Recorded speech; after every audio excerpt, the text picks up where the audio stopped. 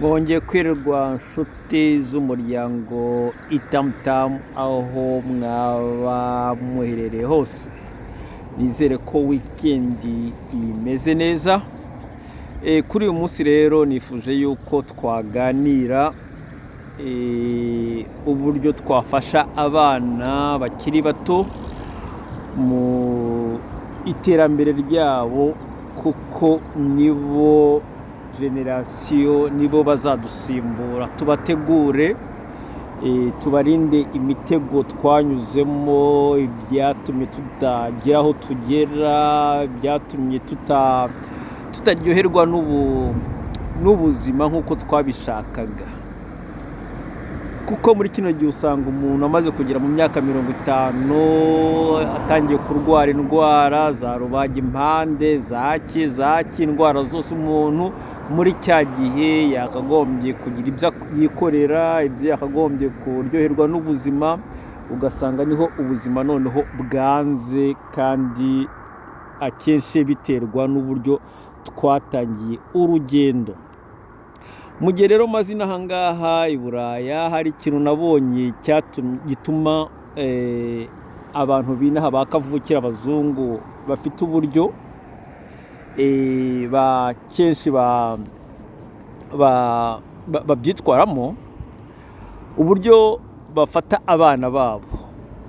Nk'umubyeyi ufite umwana cyangwa abana kuva ku myaka 7, 6, 5 kuzamuka, uyu mwana ugomba gutangira, ntago ugomba, ndagusabye bibaye na ngombwa, reka mvuze ugomba kuba wamwigisha kuba yatwara igare, ajye kugera imyaka 8 azi kunyonga igare. Kunyonga igare ni umukino, ni ibintu abantu badaha agaciro cyane, ariko iyo umaze gukura, niyo umaze gutembera muri bino bihugu, nibwo ubona gutwara igare nta kintu cyiza nkacyo, kubera ko hari imyaka ugeramo ukaba utakwiga igare.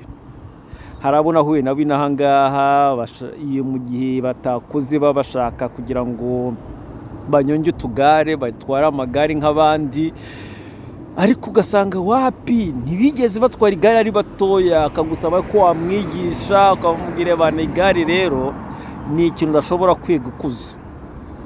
Rero babyeyi, muha abana amahirwe bige igare. Kandi noneho igare si umuhungu si umukobwa, ni ibya bose.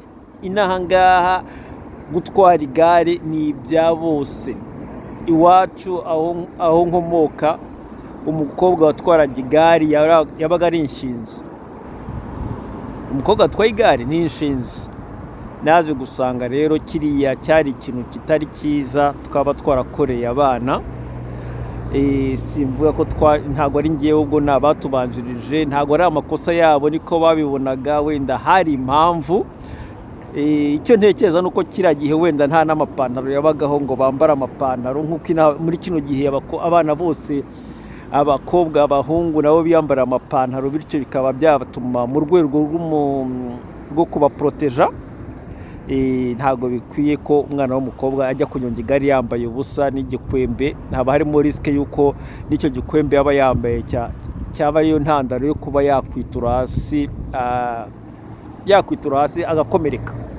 Ariko ubu ngubu none igihe tugezemo, abana usanga abana bakiri batoya, abana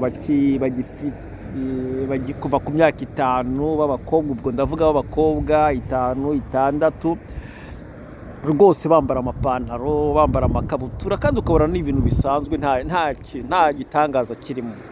Rero byo ndumva ari amahirwe, muhe abana bamenye gutwara amagare, bityo nibakura bazashimire ababyeyi babo kuba hari icyo babafashije bakiri bato nk'inshingano zabo. Yego hari igihe gusa umubyeyi abikora ari nko kuguha igihembo, kugushimisha gusa, ariko kera ya bombo yaguhaye uyu munsi iragufasha cyane, iraguha ibyishimo.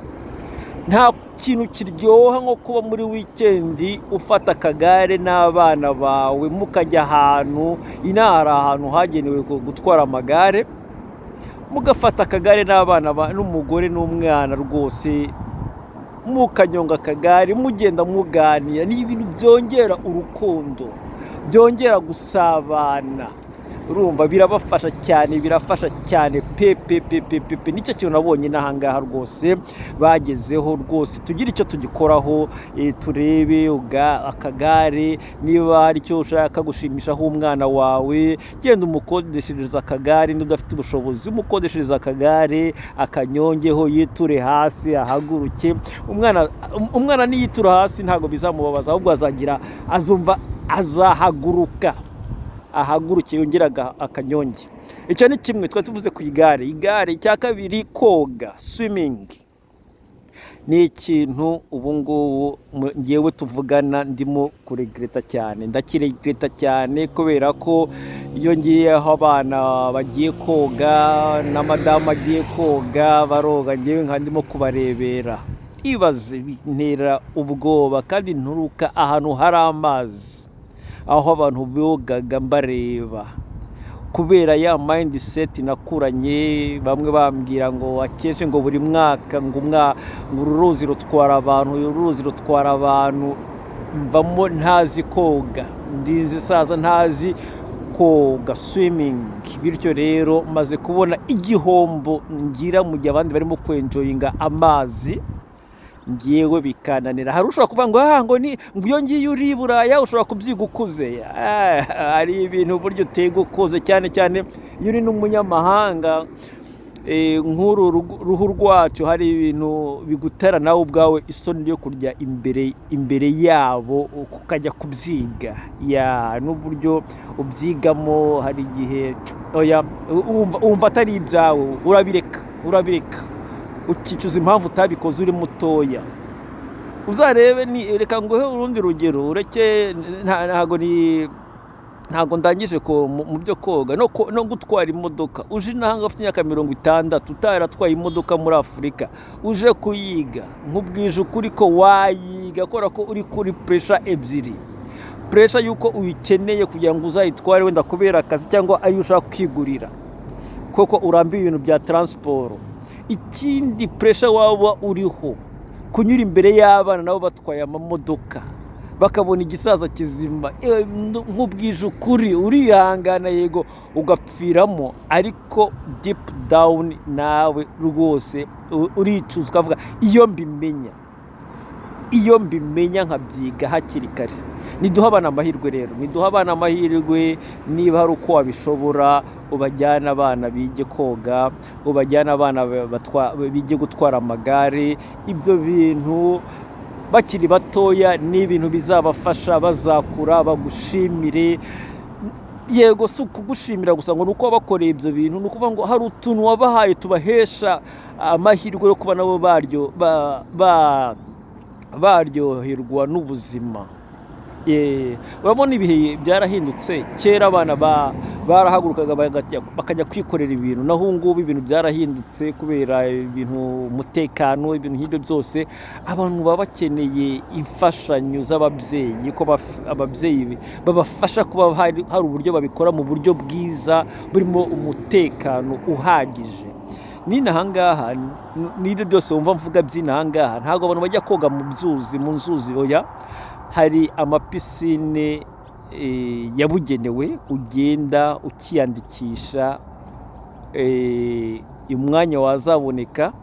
Si uko uza uyu munsi ngo urashaka koga bahite woya, urandika ugasaba, bakazakubwira igihe bazaba bafite umwanya, kubera ko baba bafite imibare y'abantu runaka bagomba nyine guha uburenganzira bakoga, kuko baba bakeneye abantu baba bari aho ngaho babakurikirana, kugira ngo uwo muntu atagwa mu mazi akabura umutabara. Niyo waba ubizi, ariko nibura abatabazi bari aho hafi, kugira ngo mu gihe havuye impanuka nyine utaza ugapfira aho ngaho.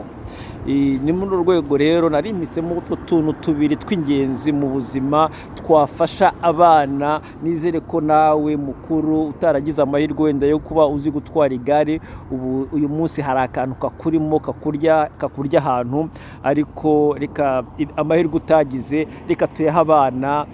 Nizere ko muri generasiyo zindi zizadusimbura kera, imyaka 100, imyaka 200, abana bazabone ko hari icyo abababanjirije, hari icyo batekerejeho, hari icyo bagerageje. Tugerageze, ibintu byose ni ukugerageza.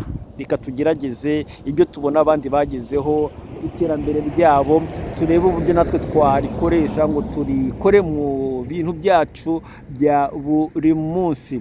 Uyu munsi reka tuganire ku gutwara igare no koga, ngo ubutaha nzabazanira n'ibindi. Reka tucumbikira ahangaha. Ciao ciao ciao ciao.